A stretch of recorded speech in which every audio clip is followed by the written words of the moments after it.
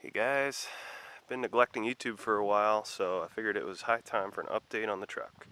As you can see, I have a beautiful new bumper on this thing. This is a tube bumper from a company called Addicted Off-Road. It was about a 4 to 5 week lead time. They built this up for me, and they actually built two versions. They built one, decided that the stinger was slightly crooked, and rebuilt it. And sent me that one. So I couldn't be happier with that kind of customer service, and that they're that committed to putting out a good product. They see a little bit of twist in something, couldn't have been much, but if they see a little bit of twist, they'll do it over again. So I like that. I'm coating it, or I have coated it in this stuff called Steel It. It is a polyurethane coating with stainless steel flakes dissolved in it. Apparently all sorts of trophy truck teams use it out in Baja. It's supposed to be ridiculously anti-corrosive. I don't plan on driving this truck in the salt, so hopefully I won't see any issues anyway. But it's nice to have that extra buffer, and I think it looks really cool. It doesn't quite match the aluminum, but I do like something different than just a straight black that you see on every single bumper out there. Also got this beautiful and cheap 13,000 pound winch on the front of this thing. Wired it all up, it works just fine. It hasn't saved me from anything yet because I haven't really gotten into any trouble with this truck. But you know, it works, and I'm hoping it'll save me from a few things. I didn't really want to spend $800 to $1,000 on an equivalent Warren winch, especially when the truck isn't worth, you know, all that much more than that. I'll take the risk. Had great reviews. That's a hell of a payload capacity. I'm more than happy with it. Maybe I'll regret it in the future, and I'll be sure to video if I am, but for now I think we're good. Also moved my Baja Designs Squadron Pros over from my silver truck, because honestly I love lights, but I don't need them all on that truck, and I do need a few on this one. I will show you. I have another set of huge ones that I was planning on putting on the bumper until I realized how giant they were. These are 225 watt or something, maybe that's for the pair, but these are huge. They're obviously modeled after the ARB intensity lights. I believe they're a little bigger, and they are a lot cheaper, and the reviews are outstanding on Amazon, so I can't wait to actually stick them somewhere and test them out. I'm thinking they're probably going to have to go on the rack somehow because they are giant. Also, I did a lot of filming and never uploaded, but I ended up taking the entire bed off this truck and redoing the frame. In fact, let me input a couple clips from that right here so you can see what I did.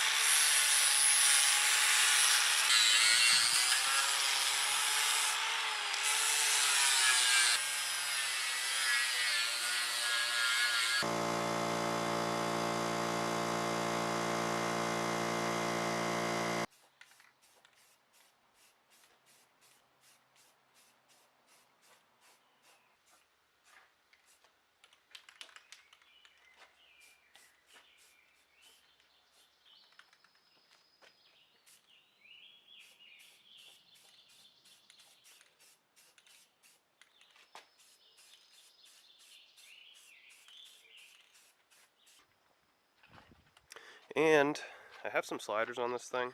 They're not painted up because I actually have to take them off and do some adjustments. They're not angled quite the way I like, and therefore they're not quite sitting flush against the frame. It's my fault. I rushed the install. So I'm going to take them off and do it right. More than happy to admit when I messed up, and that was definitely a mess up on my part. They're on there, but they're not. I didn't run the heaviest beads to get them in because I knew they were coming off again. I just didn't want to carry them around in the bed. Yeah, but enough talking. Let's take a little drive in this thing. I want to go up to a road called Wild Apple Road that's been in a few of my videos. It's probably the easiest Class 4, or one of the easiest Class 4s I've ever seen. I've seen people take their sedans over it, no problem. But should provide for some nice foliage because the leaves are starting to pop. So let's take a ride. Well, here we are, guys, Wild Apple Road. As you can see, it's kind of a popular spot today. Got this guy and this guy. I saw them both when I drove in here. They're both on bikes. And this trail's a very popular biking trail. So out of courtesy, I'm just going to walk it for a little bit and not try to drive by them. Let them have their beautiful Sunday before I go ripping up the trail. This guy's got a deer in his bumper. Isn't that funny? You can see that little deer stuffed animal. But before I walk up there, I wanted to give you guys an update on what's actually happening with this truck. So as you saw by my last video, I wanted to put this thing on some OME struts, springs, and some, maybe some blocks in the rear and a little bit larger shackle. But I discovered that this thing has a little bit of a rear pinion seal leak. Drip some oil whenever I park. I put some in every week. It definitely doesn't go dry, but it's, significant. So I'm pretty sure that rear end's just about shot. I could replace the seal, but I'm guessing the gears are pretty worn at 250,000 miles. So I decided that it would cost some money to get this thing back up to snuff, even in stock configuration. So what I did instead was I went and I bought a set of bigger axles. And by bigger axles, I mean a lot bigger axles. I've got a Dana 60 front and a 14 bolt rear waiting to go on this thing. That's right, guys, 1-ton axles. I plan on putting those in this winter. I've already got the springs and shackles and basically everything except the steering and brakes, but just enough to get it rolling. And I'm going to do that this winter and run 38s or 40s on this thing. Got to do some work with the transmission too, obviously. Turn those big old meats, but it's going to be a hell of a project and I'm super excited. If you guys are psyched about that, I'll definitely update you. It's going to be a big project, but it's going to be one hell of a result if I can pull it off. But yeah, let's walk up here a little bit, see if I can get some pictures of the beautiful leaves and everything. Well, I walked the whole trail and didn't see the bicyclist, so I'm just driving it now. Got some nice pictures of the foliage. It's beautiful, albeit very late this year due to it being so warm and dry. Even today it's in the mid 60s and it's October. It's kind of ridiculous.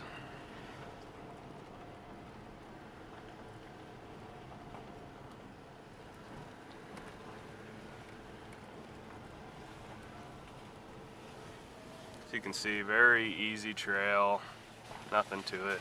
Actually saw some person in their Audi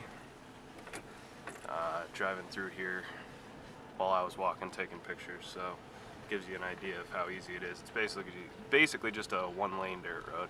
Beautiful though. Highly recommend coming out here and taking your vehicle on this, or just walking it, or if you've got a horse, riding that. I see plenty of horses out through here.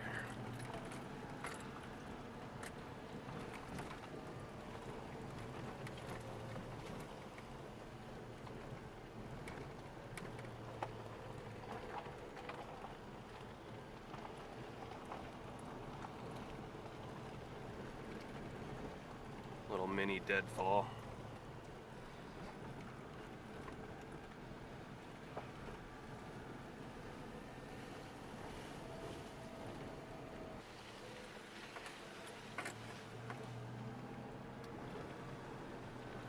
Someone's got a property over there. There's trails off this road that you can ride bikes or ride horses or walk or hike or jog, whatever you want to do. Really nice spot for outdoor activities. A lot of tourists come through here.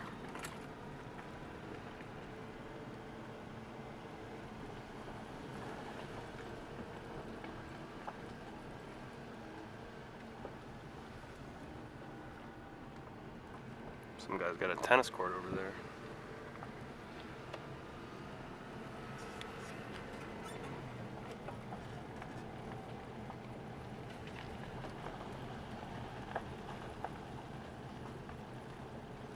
We're coming out now, other side of the trail. This is the maintained part of Wild Apple Road. And this is one of my favorite spots to just come and sit for a few minutes because I just waved at me. Everybody's friendly around here. You can see how gorgeous it is through here.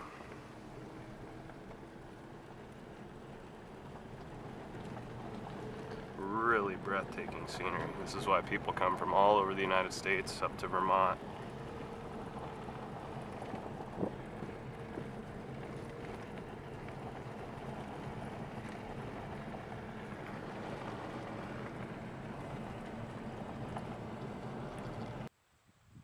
Well, that's it. Wanted to conclude this little informal video with this beautiful view off Wild Apple Road. Seeing this always reminds me how fortunate I am to live up here in Vermont. I recommend you all come visit. I'd be happy to show you around. But anyway, you guys now know what my plan is for this truck, and I'd love to keep documenting it if you want to see it. I want to get back into YouTubing more frequently. It's been a hectic couple months, but if you guys are interested in what I'm about to do with this thing, I definitely want to show you every step in the process. I can't wait, personally. Can't wait to start digging in.